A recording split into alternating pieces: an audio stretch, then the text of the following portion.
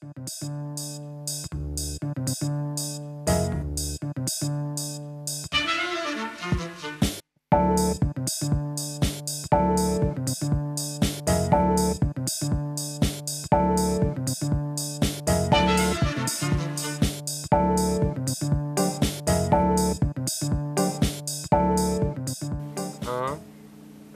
2 et 3.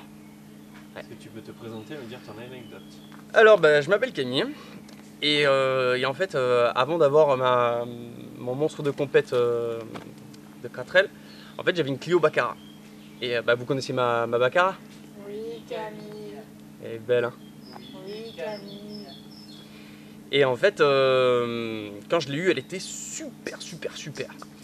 Mais petit hic, en fait, j'avais un toit ouvrant.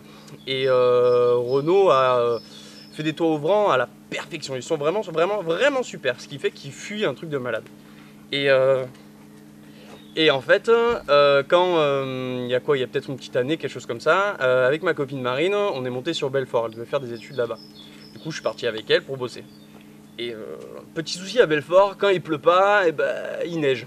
Et ce qui fait que du coup, j'ai commencé à entasser de l'eau, mais genre ça sous les sièges, enfin dégueu, il y avait de la flotte de partout, la galère quoi.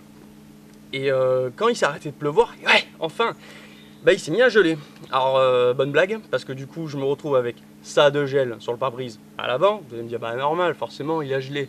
Ouais, bon, vu qu'il y avait la flotte à l'intérieur, j'avais ça dedans et dehors.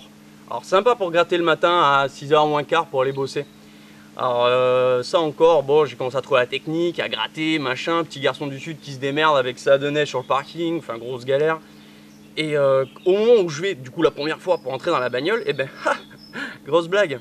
Bah ouais, l'eau en fait a filtré, est passée par le toit, a commencé à ruisseler un peu tout partout et en fait a bloqué carrément les deux portières. Et du coup, vas-y que je mets le pied, tant pis pour la carrosserie, je galère, je la tire comme ça, la grosse galère.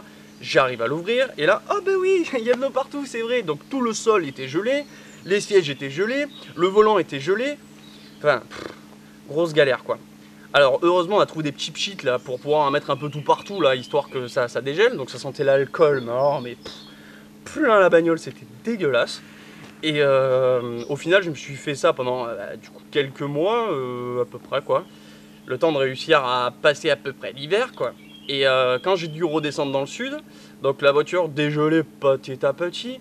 Et en fait j'étais facteur et là où je bossais ils étaient super sympas et les quelques derniers temps ils m'ont prêté un garage pour qu'elle puisse vraiment dégeler tranquille quoi.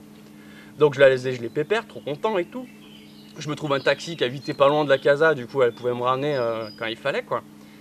Et juste avant de partir, donc la veille, trop content, je récupère la bagnole, tout fier de moi, c'est bon, elle est propre, bon elle pue l'alcool mais elle est propre, on va pouvoir y aller et là, surprise, je prends l'autoroute et en fait je m'élance, une voiture passe, je me cale derrière et au moment où, en fait, où j'arrive à elle, elle freine, elle tourne, pare-choc par terre.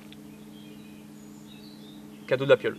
Du coup j'ai mangé un pare-choc, ça a tapé un peu à droite à gauche et ça m'a pété le Carlosta. Alors ne me demandez pas pourquoi, je pense qu'il y avait une histoire avec le gel vu qu'elle a chauffé et tout le tralala. Et en fait le Carlosta en gros, selon comment il est bloqué, la voiture ne chauffe plus ou ne refroidit plus. Surprise, elle ne refroidissait plus. Super, du coup la voiture bloquée, obligé de faire 7 heures de route le lendemain, que du bonheur quoi.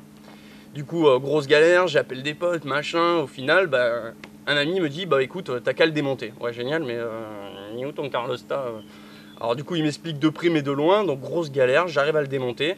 Et au final la voiture a quand même tenu, elle a quand même réussi à redescendre. Bon j'ai dû rouler à 90, 100 sur tout le long. Alors je vous laisse deviner que de 5-6 heures de route, je suis vite passé à 7, 8 si c'est pas plus. Du coup grosse galère, mais finalement la Baccarat est redescendue.